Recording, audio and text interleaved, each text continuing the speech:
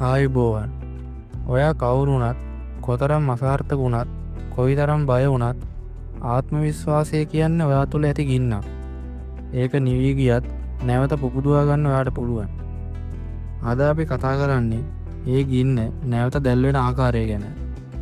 මේක ඔයාගේ ගමනේ පළමු පියවරයි.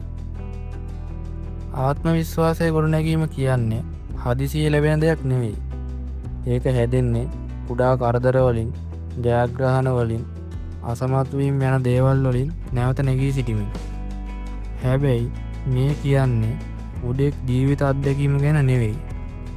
ආත්ම විශ්වාසය කියන්නේ තමා ගැන තමාට ඇති විශ්වාසය. තමන්ගේ හැකියාවන් පිළිබඳ නොසැලෙන අභ්‍යන්තර ශක්තිය ගැන. මේක ගොඩනගා ගන්න ඕනේ ගොඩනැගිල්ලක් ගඩොලින් ගඩොල හදනවා වගේ නිශ්චිත පදනමකින්.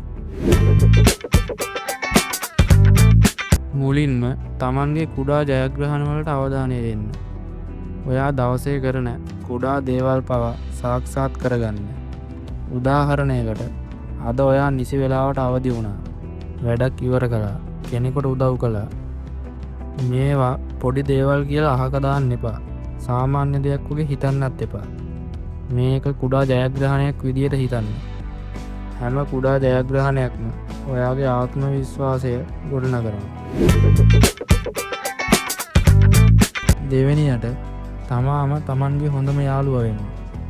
ඔයාගේ මනස තුළ ඇති මට මේක බෑ, මම මේ දේ කරොත් අසමත් වෙයි කියන හැඟීම.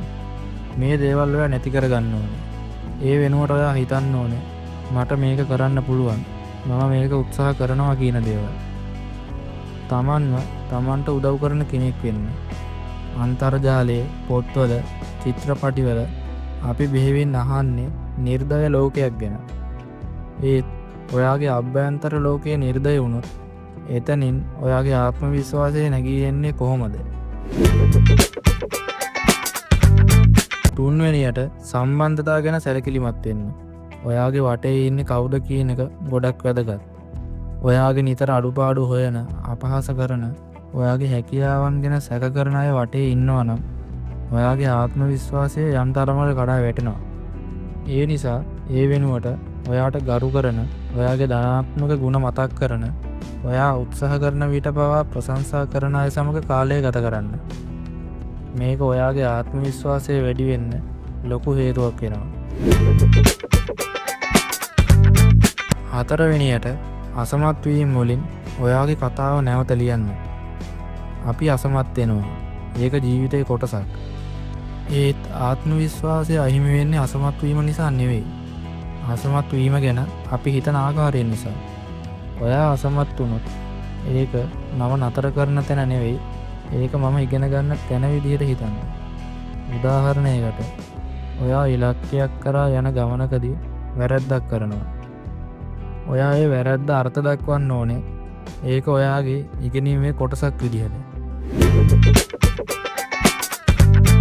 පස්වෙනියට ඔයාගේ ශරීරය ගැන සැලකිලිමත් වෙන්න. ආත්ම විශ්වාසය කියන්නේ තමා ගැන ගොඩක් හිතනවා, තමාවම පුදුම කරනවා කියන එක පමණක් නෙවෙයි. ඒ වෙනුවට ඔයාගේ ශරීරය, මනස, අවධානය ගැන සැලකිලිමත් වෙන්න. හොඳ නිින්දක් ලබා ගන්න. හොඳට කන්න.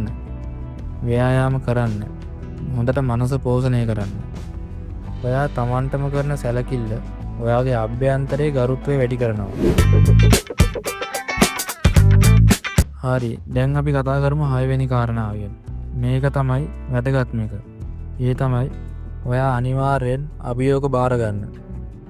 ආත්ම විශ්වාසයක් කියන්නේ හැම වෙලාවෙම සුවපහසු ජීවත් වීම නෙවෙයි. ඒක යම් අභියෝගයකට මුහුණ දීමට තරම් ශක්තිමත් වීමක්. කුඩා අභියෝග වලින් පටන් ගන්න. උදාහරණයකට ඔයාට බය වෙන දෙයක් කරන්න උත්සාහ කරන්න. වැදගත් පුද්ගලයෙකු සමග කතා කිරීම, නව කුසලතාවයක් ඉගෙන ගැනීම, පොදු ජනයා ඉදිරියේ කතා කිරීම වගේ දේවල්. මේ දේවල් ඔයා සර්ව සම්පූර්ණව කරන්න ඕන කියලා හිතන්න එපා. ඔයා අනිවාර්යෙන් මේ සඳහා උත්සාහ කරන්න. එතන තමයි ඔයාගේ ආත්ම විශ්වාසය වැඩි වෙන්න හේතුවක් තියෙන්නේ. අවසාන විදියට මට ඔයාලට කියන්න තියෙන්නේ ඔයාගේ අතීතය ගැන හිතන එක නවත්තන්න. ඔයා අතීතයේ කරපු වැරදි ගැන තවමත් නිතර නිතර හිත ඉන්නවනම් ඔයාට ආත්ම විශ්වාසයක් හදාගන්න අමාරුයි. ඒ වෙනුවට ඔයා ඒ අතීතයේ කරපු දේවල් වලින් පාඩමක් ඉගෙන ගන්න.